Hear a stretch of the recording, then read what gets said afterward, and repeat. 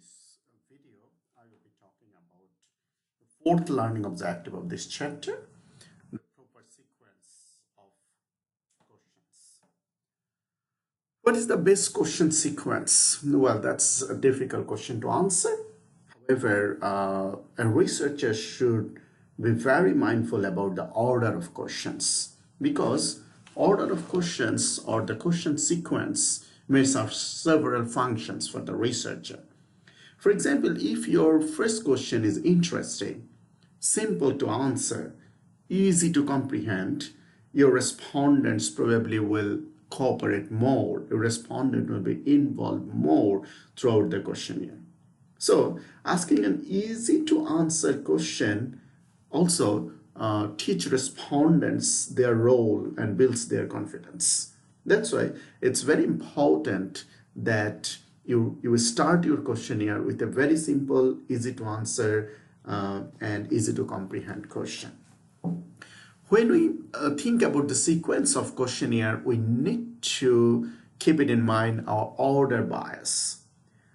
Order bias can result from a particular answer's position in a set of answers or from the sequencing of questions. Okay.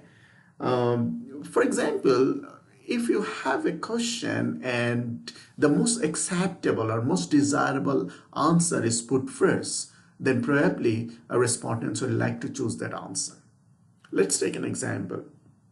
Let's say you are contesting in an election, and in election ballot there are a number of candidates, and each candidate has a particular electoral symbol. Now, if you are one candidate, what would you want?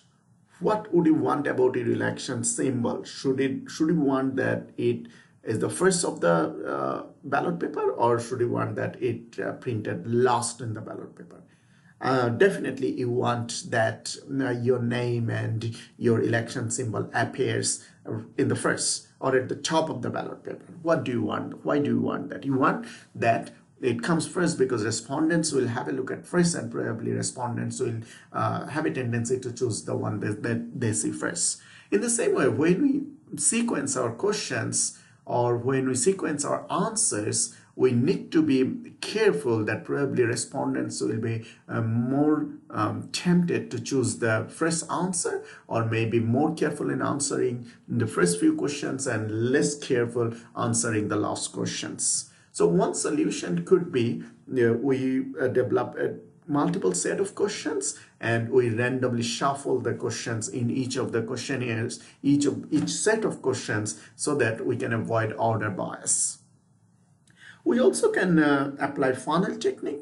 Funnel technique is asking a more general questions before we ask a very specific questions. Asking these general questions will probably make respondents more comfortable to answer a very specific question. For example, you want to ask your respondent about respondent's married life. So you first ask that how satisfied you are about your overall life. Then you ask very specific one, how satisfied you are about your married life. Okay, so this funnel technique can be applied. We also can use filter questions. Now, filter questions, I think all of you have seen these filter questions in questionnaire. Filter question direct respondents that whether respondent will be eligible to answer the other questions or they will be just screened out. Like in questionnaires, you have seen that if answer to this question is yes, you continue, and if answer to this question is no, you just stop answering. So that's a filter question. We also use pivot question. Pivot question is also a sort of filter question. However, while filter question screens out respondents, pivot question direct the respondent what next question to be answered. For example, if your answer is yes, then go to question number 5, and if your answer is no, go to question number 7, like this. Okay, this is the end of this discussion on this learning objective. Please see the next video for a discussion on learning objective 5. Thank you very much.